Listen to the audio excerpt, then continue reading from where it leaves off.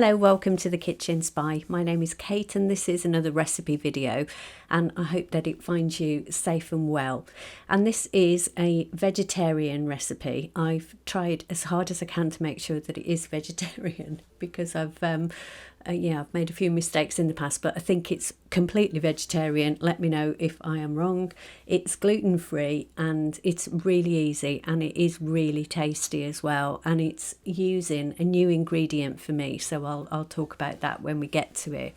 It's a recipe from a lady called Chetna Makan, and for those of you in the UK, I think you might remember her from MasterChef, and I got the recipe from a magazine, and I've made a couple of changes to it just because that's how it worked out, but it was a really, really delicious recipe. I'll definitely be doing it again. It's definitely one we'll keep in our repertoire, so let's have a look at the ingredients. So first of all, the whole spices. So we've got here 1 whole cinnamon stick, 4 cardamom pods and 6 cloves. Then I've got 2 centimetres of ginger which has been macerated. Then I've got 2 green chillies, and these have just been sliced and I've kept the seeds in. It doesn't end up too hot.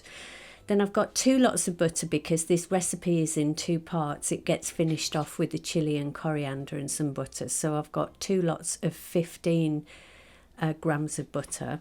Then in terms of spices here, I've got half a teaspoon of sugar, 1 teaspoon of salt, 1 teaspoon of turmeric and a teaspoon of chilli. And then this is Moong dhal. Now, this is not something I've ever used before, so I couldn't get this from Tesco. I got it off the internet. And anyway, it's a lentil type thing, and I think it's like split yellow lentils. I wondered if it was like the same as split peas, but it isn't. It's very much smaller than that, but it was really nice, so I'm glad I've discovered it, and I'll definitely use it for other things again. So in any case, back to the ingredients. What we need is 130 grams of this Moong dhal, and then 130 grams of rice. What I've got here is just a mixture in a packet of basmati and wild rice, so another 130 grams. Then 20 grams of coriander chopped up. I've used the stalks as well because I don't mind those. And 2 tomatoes chopped up, not particularly finely, just chopped up, and I've left the skin on. So the first thing that you need to do about an hour ahead of when you want to start the cooking, and it is quite a quick recipe once you get going, is to rinse the dal and the rice. And then once you've rinsed them, is to leave them soaking in cold water for about an hour. And I've done that here, and this is what it looks like when it's been in the bowl for about an hour, and both the rice and the dal have taken up some of the liquid and are just plumped up a little bit. And then what you need to do is just drain that through a sieve and rinse it one more time, and then keep it to one side while we start the rest of the recipe. So over at the stove, I've got a flat-based wide pan, and I'm using butter. I've got 15 grams of butter here, and the recipe actually calls for ghee, but this is just my version of an authentic recipe. But I'm just adding my touch to it, I suppose. But if you've got ghee available, then use that. And the first thing we want to do, as in so many of recipes of this type, is just to fry off the whole spices, just to make sure that they start to impart some of their lovely flavour and give them a chance just to start cooking through. With whole spices, obviously, try and get them out at the end before you serve them up. Nobody wants to be chomping down on a cinnamon stick.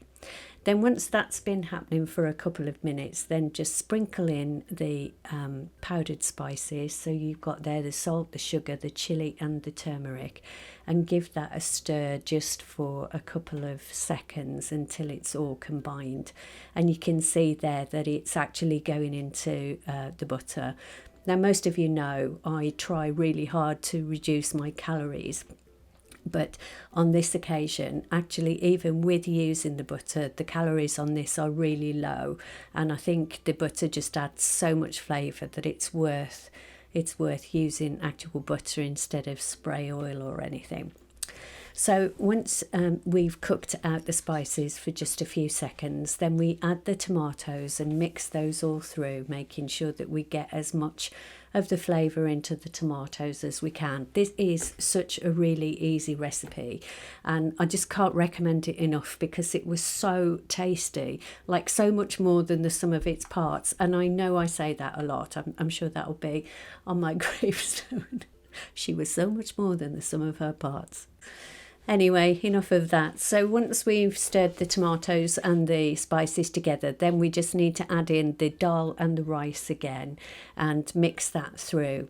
Now, in the original recipe, it called for the ginger to be added right at the beginning of the recipe, but I find, and I'm not kind of saying that I know better than anybody else because I obviously don't, but I find if you add ginger, unless you're making like a really kind of juicy curry base, but if you add it later on in the cooking time, even if just a little bit later on, then you get a much more fresh flavour. So at this point I'm adding the ginger, but if you want to put that in right at the beginning when you put the rest of the spices in, that's entirely up to you. I don't think it matters. It didn't make any difference in terms of the outcome of this dish. It was a really delicious dish, as I think I've said many times.